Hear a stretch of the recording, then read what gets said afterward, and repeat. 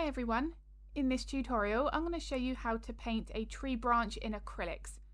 Now the first thing that I like to do here is just map in my main lights and darks, and this is the same process that I use if I paint fur or feathers. So the main shadow, the darkest part of the branch was on the lower edge, and then the highlight was on the top section. Now this is important to capture because this is what's going to really reinforce that light source.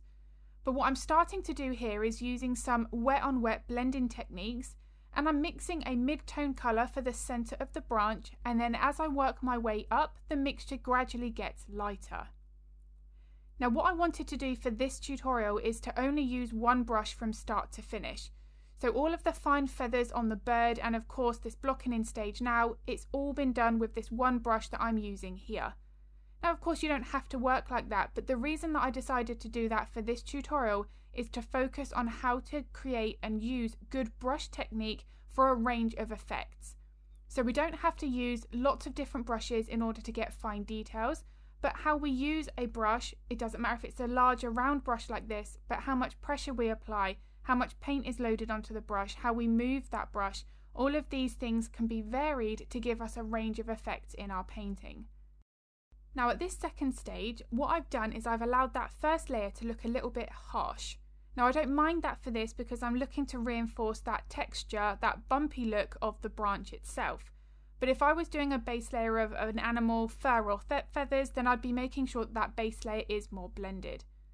But for this second stage, this is where I'm starting to focus more on my values. So I'm building up my subtle layers first, and I'm doing more dabbing movements with the brush rather than longer individual brush strokes. I want to be making sure that I've captured that difference, that bumpier, rougher texture on this area compared to something where we were painting the main subject, fur or feathers.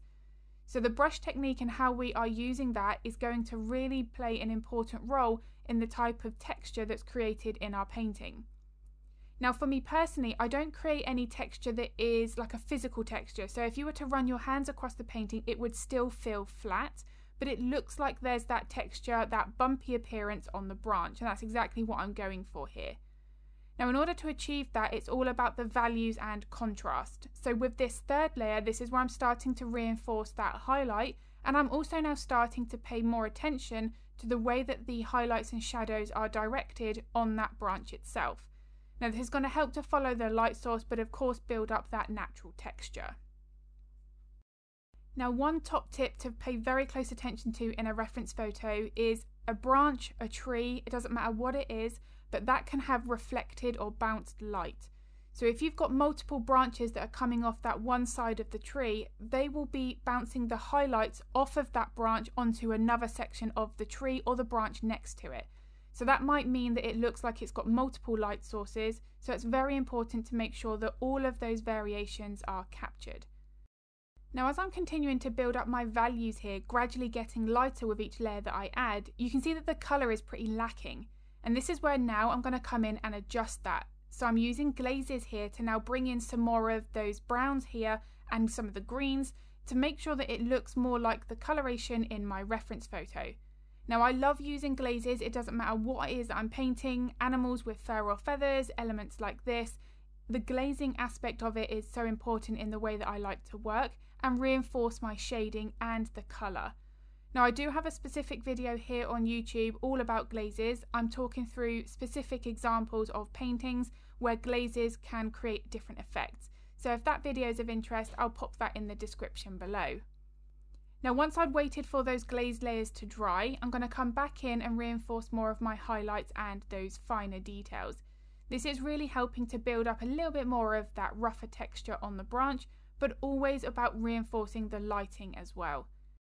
Now a video that I've got here on YouTube is my top tips for painting realistic fur in acrylics. There I talk about 3 things relating to brush technique, and they are fur direction, fur length and fur thickness. Now of course, although there's no fur here, the way that the highlights are curved, directed, the thickness of those brush strokes are all going to affect what this branch looks like when finished. So the tips in that video would also be really important for any other aspect. So if that's of interest, I'll also link that video in the description below. Now whenever you're working with glazes, you do want to make sure that the painting underneath is completely dry. So while I was waiting for those layers to dry, I've just come in and just reinforced the lower texture on the edge of the branch and adding in those highlights here on the bird's feet. Now because I work with glazes to adjust the colour like this, it means there is no focus or stress trying to mix the exact colour at each layer. That's really not something that we need to be focusing on all at the same time. I want to be making sure that I've got my values right, so how light or how dark that layer should be, waiting for that to dry and then adjust the colour later on with that glaze.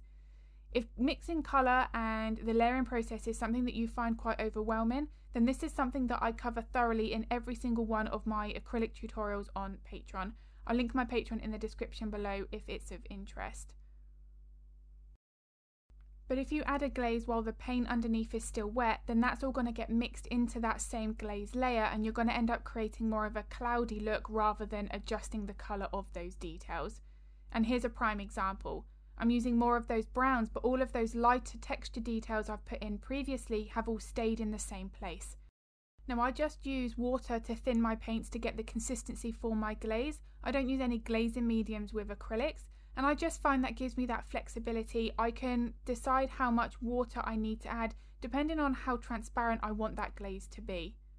Now once I've adjusted the colour, that's when I can come back in and add those final highlights, and for those last 1 or 2 layers I will start to mix more of the exact colour that I can see for that section of the painting, but it is something that I only really focus on all together at the end.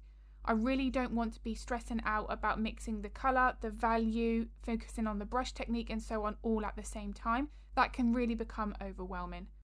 And what I do here at the end of the painting is I'll sit back in my chair, have a look, see if there's any other little alterations that need to be made before calling it finished.